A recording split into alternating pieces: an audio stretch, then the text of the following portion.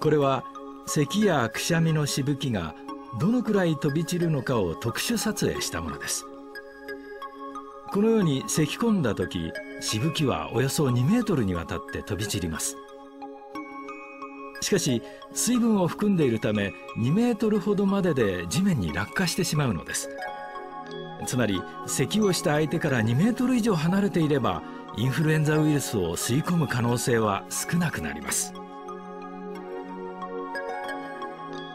またマスクを着用するとこのように感染している人からのウイルスの飛散をかなり防ぐことができますし、周囲の人は口や鼻からウイルスを吸い込む可能性も低くなります。